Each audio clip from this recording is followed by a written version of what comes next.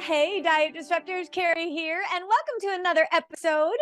Lately I've been having a lot of guest coaches on in our podcast. And today I realized I needed to take a little bit of time to go over a couple of concepts that I have been realizing has been tripping you up.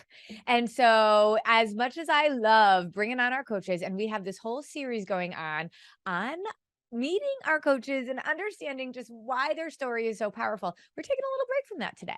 And we're going to talk about something that I think, especially at this time of year, is so important to talk about. Because I hear from women all the time about how they just don't have any willpower, right? They just feel like have no self-control to say no to the things that they really want, that they binge eat when they're stressed and they have cravings and all sorts of stuff. And so today we're going to dig into exactly that. If that is you and you are watching or listening live, put in the word willpower into the comments. I want to know if you're here. And if you're watching or listening on replay, go ahead and put that into the comments. Willpower. If that is an issue for you, I want to know because here's the spoiler alert. It isn't you.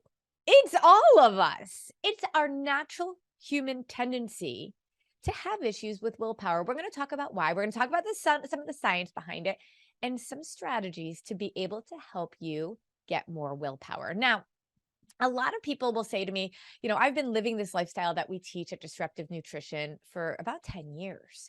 And people say to me all the time, how do you do that? Like, I live a very busy life. I travel a lot, although this year I am really working hard on not traveling because I have a senior in high school and I want to spend every possible minute that she will spend with me with her. But I mean, traditionally over the last 10 years, I used to travel 2 weeks every month and still could live this lifestyle. I can practice and execute the discipline of declining, some days better than others. And so people think I just have this natural willpower. And the truth is, I don't. But I do understand about willpower. I understand the science behind it. Remember, you guys, I was a behavior specialist for more than 20 years.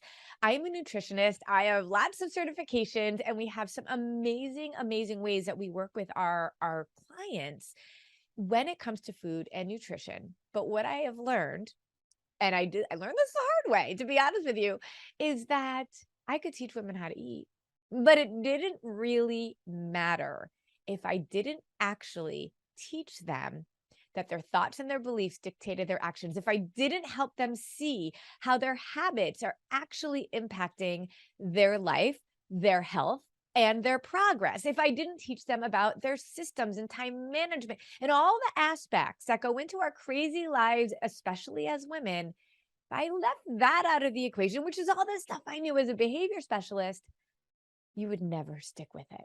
And I know that because in the early years of my coaching, I would just teach people how to eat. I would give them a meal plan. I would show them, I would teach them, but inevitably 6 months, 8 months, 12 months, sometimes goodness, 8 years later, I'll get messages from women saying, gosh, yours was the only thing I ever did that truly felt like it was right and working. But life got, off. Like I got busy. I lost my job. I changed my job. My kids got a different age. I had a vacation. I had stress. I mean, whatever it is, it's almost like it surprises us. And then we fall off. And then we don't have enough willpower, or what we believe is willpower, to be able to get back on. The idea of I know what to do, but I just don't do it, it holds true. And I will say, unless you are truly a diet disruptor and you know how to balance your blood sugar in the way that we teach by eating the right nutrients in the right frequency and the right portions, you don't really know what your body truly needs. So there are some tweaks that we can do, but even if you did know, you still wouldn't do it, because there are so many aspects of our behavioral beings that are innate to humans that we've never been taught about. So that's what we're going to do today. We're going to dig into learning a little bit more about you. It's one of the components of our 3 pillars at Disruptive Nutrition: mind, body, and sustainability. So yes, we have to teach about our body. We call them the 6 spinning plates that we need to be able to truly, truly continue to bring our body on a path where we are reaching our optimal health. Those 6 plates are nutrition, exercise, sleep, water, supplements, and managing stress. But then We also know that our mindsets, our thoughts, and our beliefs, they dictate our actions. And we don't really dig into that, then we're never going to be able to have actions that serve our body on a consistent basis. And then finally, sustainability. If we don't learn how to do something forever, if we don't learn how to actually cultivate this marriage between us and our bodies, we're never going to do it. So those pillars are the foundation, the formula for success. So where does that fit into willpower? Well, it's part of everything, mind, body, and sustainability. And so we're going to dig into that because willpower is more than what you think it is. It isn't just about muscling through and saying no to things that you really want. Let me dig into a little bit of the science behind willpower. So the number one trait that determines success in any single aspect of your life, whether it's work or your health or your parenting, your marriage, your friendships, any relationships with yourself or with others, the number one trait that determines success. You ready for this? I want you to write this down. Put it in the comments if you're with me. Is self-control. If you have that self-control, we like to call it at Disruptive Nutrition the discipline of declining. It doesn't mean we say no to things all the time. Everything is possible. We are just intentional and we know when we should say no, and we don't have to have the things we used to think we had to have. We are much more intentional about what we do and why we do it. But self-control, that is the number one determining of success. Okay.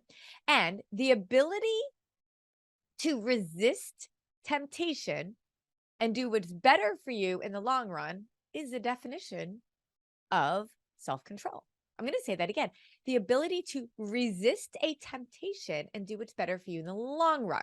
I always say short-term kind of choices that make long-term consequences. And so it is like a child who wants the thing now and doesn't know how to wait. There's actually a whole slew of research around this, but as an educator especially, I love the one about the marshmallow test. There were a bunch of kids that were brought in around a marshmallow. And they were told, if you want to, you can have this marshmallow now. But if you wait, you can have 2 marshmallows. Well, don't you know that the majority of kids had the marshmallow right then and there. However, they followed these kids years down the road, and those that were able to wait for that second marshmallow actually had more success later on in life than those that didn't. Now, it's not to say that, oh my goodness, well, if I either have it or I don't have it.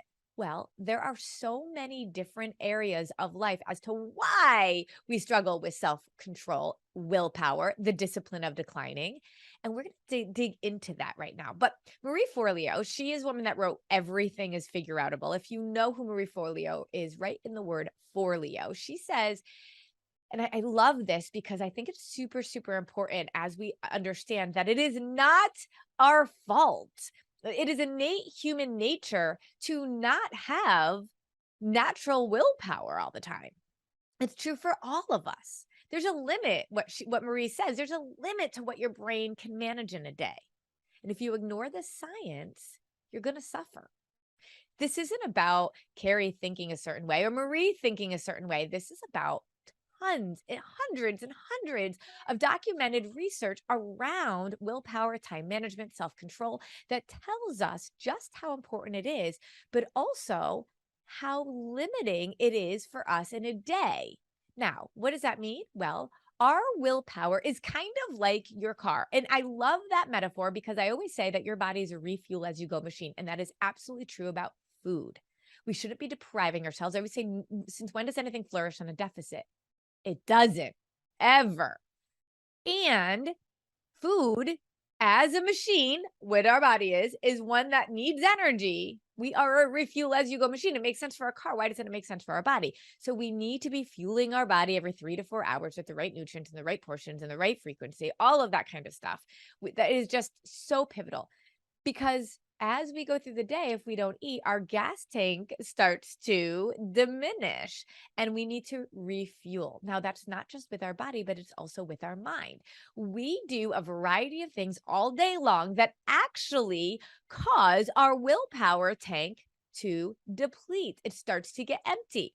When we go to bed and sleep, get the book Sleep Smarter by Sean Stevenson. It is absolutely incredible. It's in our shop. You can go grab it there. Anyway, he talks about the importance of sleep, and it's just so rejuvenating. It helps you absorb all your nutrients. That's where fasting comes in, you guys. All the science around fasting. That's why breakfast is called break fast, because it's actually meant to be the time that you break the fast, not during the day when you're actually exerting all that energy. But anyway, then when we think about willpower, it's like plugging in our phone for all sorts of more energy within our body, but also our willpower. So all day long, we are doing things that are depleting our willpower. And there are two major things that we are doing every single day that have a huge effect on that gas tank of willpower. Do you want to know what they are? Yes. Tell me. Say yes if you're like, yes, Carrie, I want to know what the two things are. Okay. I'm going to look. Do I see? Yes, yes, yes, yes, yes. Okay. So yes, there are two activities that tend to burn that most amount of willpower fuel. You ready? Temptations and making decisions. And oftentimes the two go hand in hand. Okay. Temptations and making decisions. So let's talk about making decisions first. Okay. There's actually something called decision fatigue. My husband and I were actually just talking about this. He had said that he went to an executive like training thing on time management, and they were actually being trained. And I was like, this is not based in science. But anyway, we had a whole debate about this. And then he realized, yeah, that was kind of dumb. So what they did is they had the simulation you were on a computer and you had a project to do. And then you were getting pinged by all sorts of distractions, your phone, you got an urgent email, your kid's school called. I don't know. There were like all sorts of things. And you had to try to figure out how to manage all those distractions coming in, deal with them, and still get the project done. And I was like, well, see, that's exactly the problem, especially in America. We think we can really multitask. We think we can do and shift our brain into all these different directions. We aren't machines. We can't do that. Now, we can for a very short amount of time, and we think we're doing it, but at the end of the day, we really aren't. So if you actually have to, within a very even short amount of time, make a whole lot of decisions. Like, do I answer that email? Do I not? Do I answer that text? Do I not? Do I answer this phone call? Do I not? Do I keep working? Do I stop? Just that in terms of decision fatigue will deplete your willpower very, very, very quickly. It's amazing how much energy it takes to be able to learn how to say kind of no to certain things. Also, how about this? Like if you're sitting in front of your closet, let's say you work outside of the home and you're sitting there like, what do I wear today? Oh, I don't know. Do I do this? Do I do that? Well, I'd heard, and I actually don't have the substantial research for this, but the concept is totally spot on. That Barack Obama, when he was in the White House, he didn't actually pick out his clothes at all. He literally just had like the same outfits over and over and over again. And he just went and grabbed, and then he never, ever had to think about it. It was just pull, pull, pull. And so if you actually, and the problem is at night, our willpower is depleted. But if you actually made that decision at night and just say, okay, I'm going to wear this today, or you take Sunday and just say, I'm going to like pick out all my clothes for the week and have them hanging there, and that decision is already made for you, you won't even believe how much more willpower that will give you later. How many of you are always stressed about what to eat? I hear this all the time from our non-clients, that you go to the fridge and you're like, I don't know what to eat. And you think I should eat healthy, but that's not really working. But then I have cravings and I don't know what to eat. And I go to the grocery store, I don't even know what to buy anymore. I'm just so confused. Or you're searching the Facebook and you're looking for solutions and you keep searching and you have to keep making decisions. Diet disruptors that are truly understanding and living this lifestyle, they don't have to do that. They understand that, when we do grab and go meals, we just have a whole bunch of protein, fats, and carbs, and we know how to pair them together, and we don't even think about it. Or we like to do our go-to meals all the time. Some people think it's boring. Now, I say, okay, we eat 5 to 6 times a day. If I had to make cognitive decisions about what to eat 5 to 6 times, that would be exhausting. That would give me decision fatigue. And I think it's actually a barrier. A lot of you use your current habits and thinking that eating 5 to 6 times a day is impossible because I can't even think about once or twice a day. Well, when you have the tools, when you have the formula, when you know with confidence exactly what you're doing is right and how to do it, it actually takes all that stress away that has actually likely been causing some of your lack of willpower. And so I love our tool 101 grab and go PFC meals. It's in our shop. Go do that. Cut out the ones or circle the ones that you love the most, and bam, you are all set. You decisions made. You don't have to overthink it. Get the right stuff in your pantry, and you don't have to make those decisions anymore. Now, here's another big thing around decision fatigue. The more and more we have to kind of decide or we negotiate with ourselves. I mean, how many of you have like gone to bed at night and say, I'm going to wake up at 5 o'clock in the morning and I'm going to work out. And then you're like, I don't want to work out. And then you don't. And so you don't have that routine. Well, every single time you get up to work out, it's like a negotiation. It's like, oh, I could sleep for 15 more minutes, but then I know I'll be mad at myself, but then I really should do it and I don't really want to. And you go through this whole negotiation. Well, that's going to give you a lack of willpower later on because you are already starting to deplete your decision making gas tank, your willpower fuel. And so when you actually have a routine that's just non-negotiable, you've made the decision and you're doing it. Now I get it. The first few times that you're making, that routine a reality, there's going to be some negotiation. It's going to be hard. But if you know that you can power through that and it becomes what you don't even think about anymore, you just do it. It's not a decision you have to make anymore. You wake up like my routine every single day is I wake up at about 5:30 and I have my quiet time. I do my devotional. I do a little bit of work. I do some either research, reading, or a course that I'm doing. And then my kids come down at about 6:45. I know it's a long period of time, but I love that much time by myself. And then at 7 o'clock, I work out. Every time I go work out, I do my workout with my trainer at Living Lean. I do my live training. I just go onto the site and I zoom in, and right then and there I set my sauna so that it warms up so that right after the workout I go in the sauna and I'm done by 8:30, and then I go get in the shower and I am sitting down at my desk by about 9:15 every day. I don't even think about it anymore. But when that has to become such a cognitive lift, do I do it? Do I not do it? You're going to actually deplete your willpower tank. Okay. So those are some quick tips in thinking about how many decisions do you make a day? If you know you have to focus on doing something for work or for your family, turn off your phone. Get that phone on airplane mode or make it on do not disturb and ignore all types of things. Put your computer on naturally where all the notifications are off. That you'd actually have to work to turn them on in order to be able to see them. Because every time you hear a ping, you have to make a decision. No, I'm not going to get that. No, I'm not going to look at that. And it becomes exhausting.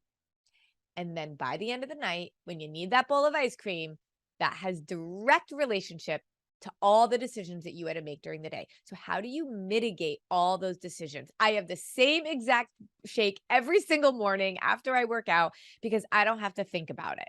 Now, some people like to change it up, and that's why I love having like our shake recipes all there or all these little options. But for me, if I don't have to think about it, I know I'm saving my energy for the things that really matter later. Like I love to make a different meal every night. I love to be able to try different recipes from our recipe vault and our recipe subscription.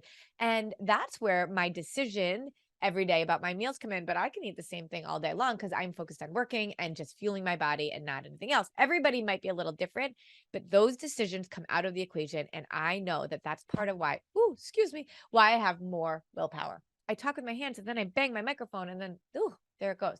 All right. The second thing that I said that impacts our willpower because we have to literally the two go hand in hand. There's some decision fatigue that actually happens there is around temptations. So when we are tempted, Now we are tempted the minute a ding goes off on our phone or our computer. And then we have to make a decision about whether or not we are going to respond to that or not. But there's also other temptations that when we fight against, when we have like that discipline of declining, and when we go for it, and when we resist that temptation and we have that self-control, it's amazing, but it depletes our willpower later.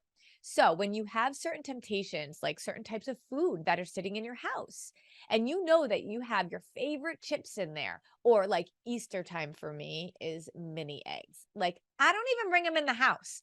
If I want a mini egg, I know it's just a fat and a carb, and I'm not any, like, I don't have any guilt around it, but I'm intentional. I go to the grocery store or to the pharmacy, and I only buy that one little pack, and that is it. And I will eat it when I know it is like my intentional time to eat it, because if I had that whole big bag in there, when my willpower is depleted or when I'm feeling that temptation, I will just go and grab it. So not having it there is a massive, massive just support in being able to deal with your willpower later, because you're not getting exhausted by avoiding that temptation. Want to know another way to avoid temptation? Eating in the way that we teach. What? Well, cravings, which we think we give into because we don't have enough willpower. Actually, most of your cravings, if you're not eating in the way that we're teaching, where you're balancing your blood sugar, not only are you putting yourself at all sorts of risk of all sorts of diseases because you're not balancing your blood sugar, but also if you have cravings, that is your body telling you, hey, my friend, our blood sugar is out of whack. That's a direct relationship to your cravings. We just think it's actually willpower. And while there is a lot of emotional kinds of stress eating that we tend to do, most of you, if you are not a client of ours, do not know the difference between an emotional craving and a physical craving. Most of you have physical cravings if you are not actively and confidently balancing your blood sugar in the way that we teach. Now, once you do that and you do it consistently over time, it is amazing how those cravings, and honestly, within days, go away. And then suddenly you don't have to fight the temptations because you're satisfied. Your blood sugar is balanced. You're not craving those things. And think about how much more willpower you'll automatically have because you're actually eating.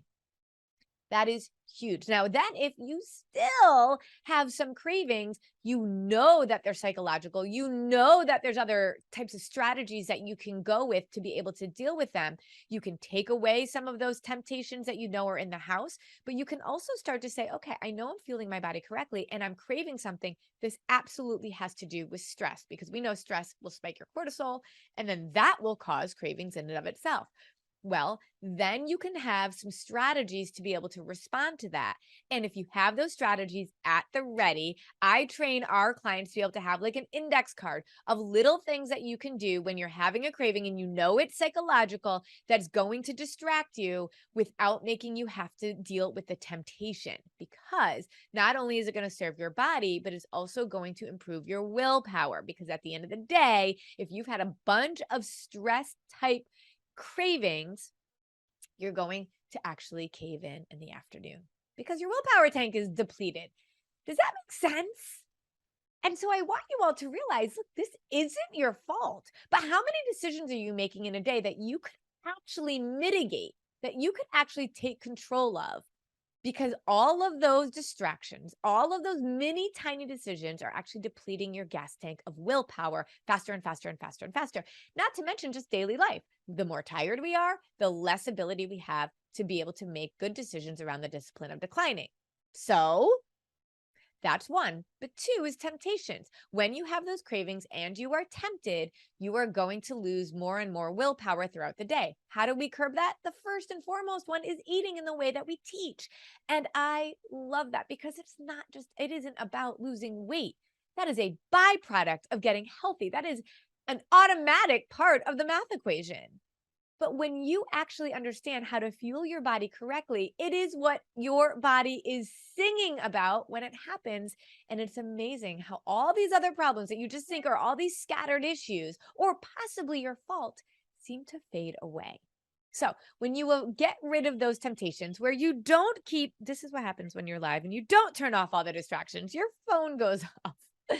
So when you actually understand more about your body, when you can recognize that when you get to your optimal health and truly see the layers of information that we teach here, this isn't about giving you a meal plan. Because when I did that, it didn't work, even though I'm teaching people the same exact thing. I'm adding so much more because I realize this is what is really actually the issue. Now, when you know how to eat, obviously that changes everything. But knowing these little other bits and pieces about yourself are what really change for the long term. So what I want to know today is, what are you going to do about this? What are your takeaways from this? What are you learning and hearing from this? And now, what are your top 2 actions that you're going to do this week to keep your willpower tank from depleting too quickly? What are the 2 things you're going to do? I want to hear about it in the comments because you guys, just like Marie Forleo said, just like I quoted at the very beginning of this, there's a limit to what your brain can manage in a day. If you ignore the science, you're going to suffer. So why suffer? It isn't that hard. It's in fact really simple. Doing it isn't always easy, but anything that's worth doing is not going to be easy. If your job was super, super, super easy, you weren't challenged, you wouldn't grow, right? And so this isn't about being easy, but it is about being simple enough to be able to do. And remember, 1% progress is all we're looking for.